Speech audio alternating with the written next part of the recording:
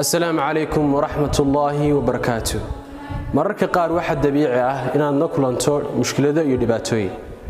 Haddaba maxay noqotaa falcelintaadu muxuu noqdaa xalku? Xalka kaliya waxa weeye ugu muhiimsan inaad xagga Ilaahay u noqotid. Rabbi subhanahu wa ta'ala isagoo tilmaamay waxa uu leeyahay fafirru ila Allah. Ilaahay xaggiisa waa carar mushkilad kasta iyo dhibaato kasta idin la kulanta.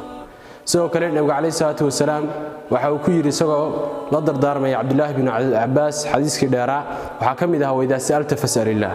hada cid wax weydiisanaysid Ilaahay kaliya wax weydiiso waayo mushkilada ay dhibaatada cid kaliya ka saari karta wallahi ku abuuray waana rabbiga dunida la weeyay sidoo kale ninkii gabyaaga carbeed oo tuulaha la tas'alana bunayya aadam haajatan was'al alladhi abwabahu la tuhjabu Allah yaghdabu in tarakta su'alahu wa bani aadam hina yas'al yaghdabu in aadam waxba weydiisan waa isagu markaa wax weydiisato waa caroonaya ku dhibsanaya laakiin Ilaahay waa ku farxaya markaad cibaadadiisa ma taqaanay ducadiisa ka tagtid ayaa ku caroonaya